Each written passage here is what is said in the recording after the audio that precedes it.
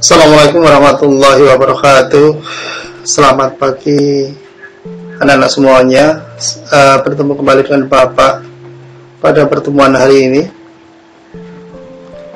Pada kesempatan ini kita akan mencoba membahas materi part 4, yaitu listrik statis dalam kehidupan sehari-hari. Berarti penekanan kita pada pertemuan hari ini adalah konsep listrik statis. Sebelum semuanya anak-anak, sebelum proses pembelajaran kita laksanakan, marilah kita berdoa dulu. Semoga dalam pelaksanaan pembelajaran ini kita dapat mendapatkan manfaat dari apa yang kita pelajari hari ini. Berdoa, dipersilahkan.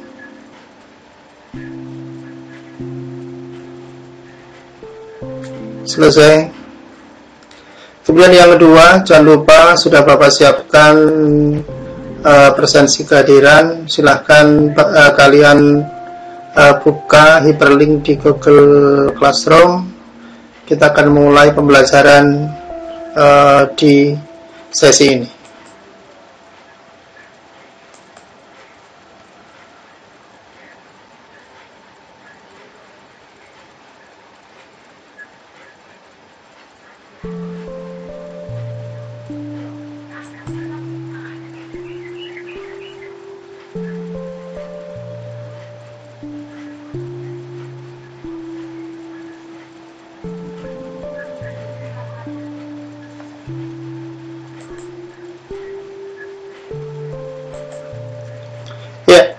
Coba kalian perhatikan apa yang ada di depan. Itu adalah potongan-potongan kertas kecil bisa menempel pada sebuah sisir. Dari gambar tersebut kita akan berusaha menggali pertanyaan demi pertanyaan. Pertanyaan pertama, apakah kamu pernah menggosokkan sisir pada rambutmu? Pertanyaan pertama.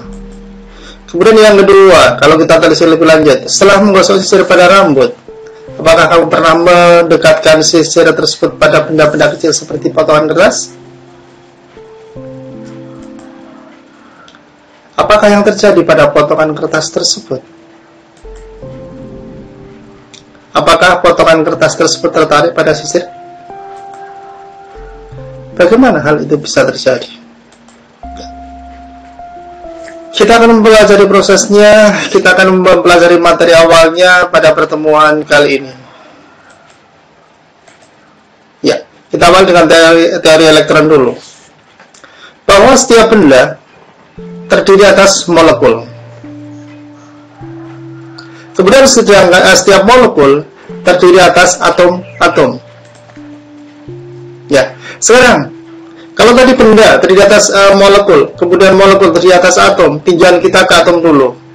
Atom terdiri atas inti atom, di mana di dalamnya ada proton dan neutron, dan terdapat elektron, di mana elektron akan berputar mengelilingi inti atom pada orbitnya.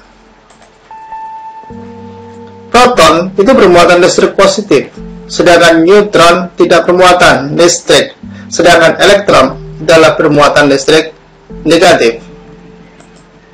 Nah, di depan sudah dijelaskan Bapak bahwa atom tersusun atas partikel subatom, yaitu proton yang bermuatan positif, kemudian neutron tidak bermuatan, dan elektron yang bermuatan negatif.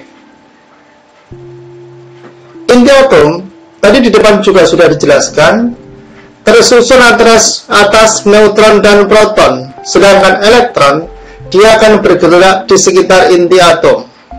Nah, elektron inilah yang memiliki kaitan erat dengan fenomena kelistrikan pada suatu benda. Bagaimana interaksi antar muatan listrik pada suatu benda? Kejadian apa saja dalam kehidupan sehari-hari yang menggambarkan adanya gejala interaksi antar muatan listrik? Yuk, kita teruskan dulu. Pada dasarnya, di depan sudah dijelaskan. Di sini Bapak hanya akan menggambarkan dengan sebuah pakan. Muatan listrik biasa kita sebut dengan istilah ion, di mana ion itu dibedakan menjadi 3. Pertama adalah ion positif, namanya proton. Kemudian yang kedua adalah ion negatif, namanya elektron. Kemudian yang ketiga adalah neutron.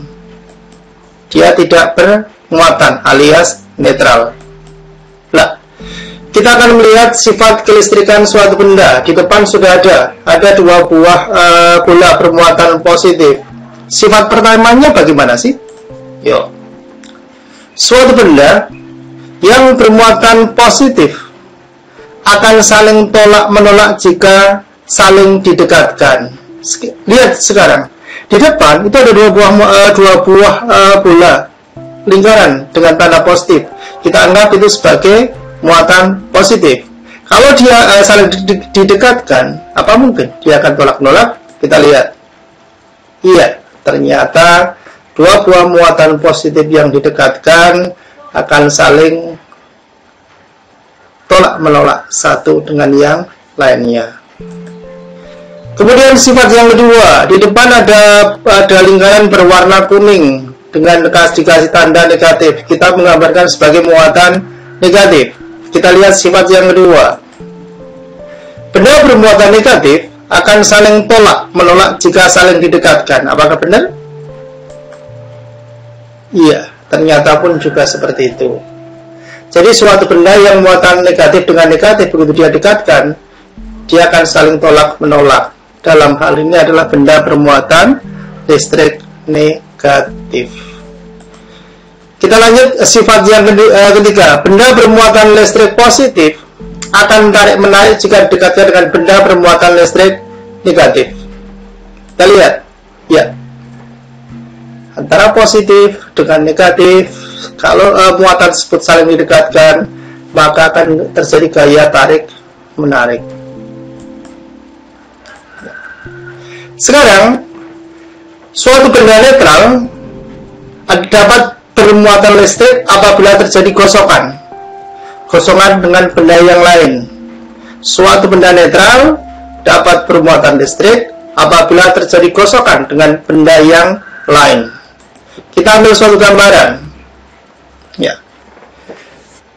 Jika penggaris atau sisir plastik digosok dengan kain wol secara berulang-ulang, maka elektron dari kain wol akan pindah ke penggaris atau sisir plastik. Hal ini berarti kain wol akan melepas elektron. Karena ada elektron yang dilepas, maka kain wol menjadi bermuatan positif.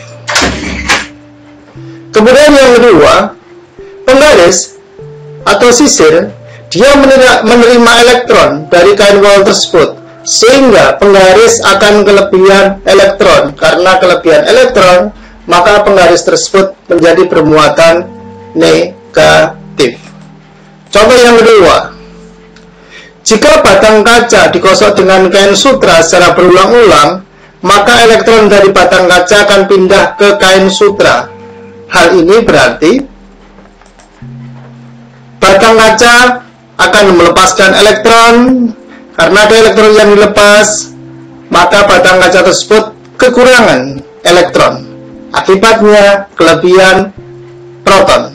Karena kelebihan proton atau muatan positif, maka batang kaca menjadi bermuatan positif. Kemudian tadi yang melepaskan elektron adalah batang kaca, sedangkan yang menerima adalah sutra. Kain sutra menerima elektron dari lompatan dari batang kaca. Otomatis pada kain sutra akan ketambahan elektron. Padahal elektron adalah bermuatan negatif. Oleh karena itu, kain sutra menjadi bermuatan negatif karena kelebihan elektron. Berikutnya kita bahas tentang hukum Coulomb. Kita lihat hukum Coulomb yang akan kita bahas. Ada 2 ilustrasi dulu. Semakin besar jarak kedua benda yang bermuatan, semakin kecil gaya listrik antara benda tersebut dan sebaliknya. Kemudian yang kedua, semakin besar muatan kedua benda, semakin besar gaya listrik antar benda tersebut. Ya. 2 buah benda V1 kemudian V2, maka dia akan saling tolak menolak dengan jarak R kecil. Kemudian 2 dua buah benda, Hi1 muatan positif, Hi2 muatan negatif, dia akan tarik-menarik. Materi hukum kolom beserta soal dan pembahasannya akan kita bahas pada pertemuan yang akan datang, pada video pembelajaran yang akan datang. Akhir kata, Assalamualaikum warahmatullahi wabarakatuh.